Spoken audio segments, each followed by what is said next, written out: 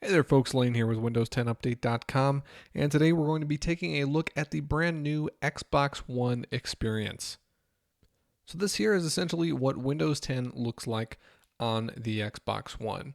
So just a brief overview of what you see. In the top left corner, you'll see your gamer icon and your gamer tag, and then your real name as well, along with your gamer score. Along the left side, you have basically a menu of different shortcuts that are available to you. And these are available both from the dashboard and then as well in a game or any other app.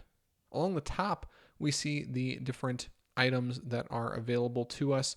So this is your home screen. If you scroll to the right once using your bumper or a button on the D-pad, you'll see the community section, which is just a collection of gamer clips, achievements, things like that that are coming in or streaming in from your friends and from yourself as well.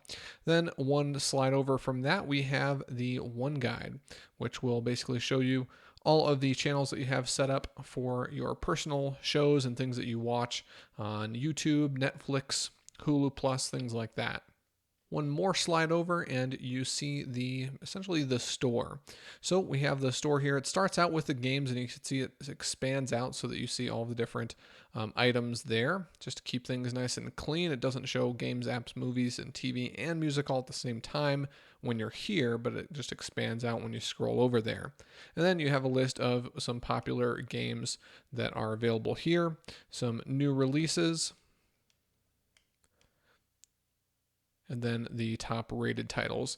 And then of course you can click this button here to see all at any point. You also see in the bottom right corner, we can see this is Windows 10 build 10553 for the Xbox. If we scroll over again, we'll see different apps that we can go ahead and download. Scroll over once again, movies and TV shows that we can purchase and download. And then lastly, our music. Furthest to the right there in the top right, we see our battery status for our Xbox One controller and the time. So let's go ahead and scroll all the way back to home here. So scrolling down from here, we'll see recently used applications or games. And then right here, this is actually a game I haven't played in a while, but the disc is in the drive. Scrolling down further, and we have our pins. Now, from your pins, you can actually press or pull rather the left trigger, and that'll take you all the way back to the top. Or pull with the right trigger will take you right to your pins. So it's very quick to get to your pins. That's going to be a nice time saver. So now let's get into the meat of it, really taking a look at what is special about this new interface. So when you're on the home screen, in other words, anytime you are somewhere else and you press your Xbox guide button or Nexus button, it's going to take you right back to this screen. Or if you're in an app or a game, you press that button and it'll take you there as well. So from this area, if you press left on your D-pad, it opens up this menu here. I don't know what Microsoft wants to call this, if it's a shortcuts menu or if they're going to call it the Action Center, that I'm not sure. So the first tab here is your friends. Next is the party. So you can go ahead and start a party from here, or you can view your current party. Scrolling down once from that, messages. Let's go ahead and take a look at the messages interface right here.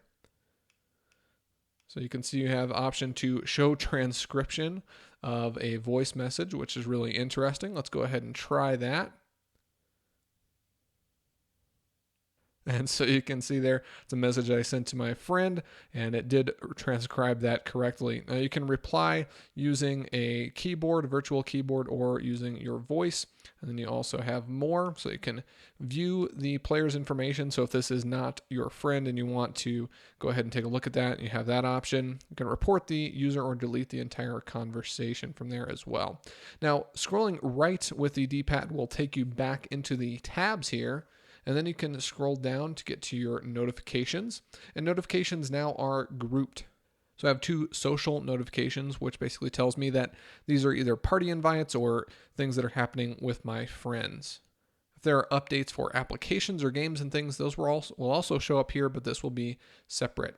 One scroll down from here, and you have the option to manage some very specific settings. All right, so for here, we can turn the Connect mic off if we don't want to be using that for chat. We can also turn it on. turn off the console or restart the console from here. We should also have the option to control game volume and chat volume. I'm not sure why that's not here. Perhaps because I have an adapter in my controller that will allow me to do that. So that I am not sure of. But we also have a quick start menu that will take us right into the settings application. We'll take a look at that again in just a moment. Now if we scroll down to the bottom here, this is our Snap Center. So now apps snap onto the left side of the interface rather than the right side. Microsoft said that there was feedback that basically told them that this made more sense or it was easier for people. So we have that option. And so we can just go ahead and click on any of these and they will snap right into place. Now let's go ahead and try and snap an application in here, maybe one that is a little bit more taxing on the operating system just to see how fast that loads up. So let's try Twitch. Interestingly, even though the Snap Center shows up on the left, it's still snapping the application on the right. So this may be something that Microsoft is going to change later on. As you can see, it did load up pretty quickly though. So if we double tap the Xbox Guide button, that will give us the option to unsnap. So we'll go ahead and do that. Now, one of my main concerns with the new dashboard is how fast it's actually going to be in practice. So we're sitting here on the Destiny splash screen. If I go ahead and double tap the Xbox Guide button, we'll watch and see how fast this happens in real time here. So I'll press that now. All right, so that's pretty fast. Definitely quite a bit faster than it has been in the past. Let's put the processor under a little bit more stress here. So I'll press A to play, and it's going to start connecting and loading up the game. Let's try it again. So again, pretty fast. Now you can see you can also press Y to take a screenshot and press X to record. That is basically unchanged from the Xbox One interface previously. However, now the updated UI does look a little bit nicer. Now let's go ahead and jump into the settings application just so you can see what that looks like, because I think that is pretty interesting. And when we are transitioning between applications and games, that does happen very quickly. So to start with, basically the settings application is now themed to look a lot more like it does in Windows 10. So we have account settings, personalization, network, system settings, preferences, connected devices, display and sound, power and startup, disc and Blu-ray, TV and One Guide, and ease of access. So a couple of interesting things in here. So we have a narrator, which is brand new, magnifier, that also is new, closed captions. There is a new high contrast setting, which isn't going to affect games or apps, but basically the UI of the dashboard will be updated. So I'll go ahead and show you what that looks like here. If we go ahead and turn that on. So now everything is a little bit more contrasty when we're scrolling around the interface here. Let's go ahead and turn that back off. And we can see there is also a button mapping section. Now, it appears that it's not right now, but it appears that it will actually work with the Xbox One wireless controller. You don't need the Elite controller for that. Right now, this application does nothing, but it looks like someday that may be available. And as you can see, going back and forth between these two applications is very fast, so Microsoft is making good on their promise to do that for us. All right, so let's go ahead back home, and I just want to show you a cool little animation that Microsoft has put in here that kind of themes this as well, make it look a little bit more like Windows 10. So if you have an application open and it's live right here in this preview area, if we press on the menu button and then we say quit, it'll actually shrink the app down. And then the app that was beneath it will actually come back up to the forefront here. So keep in mind that things are in beta form still. There will be updates made.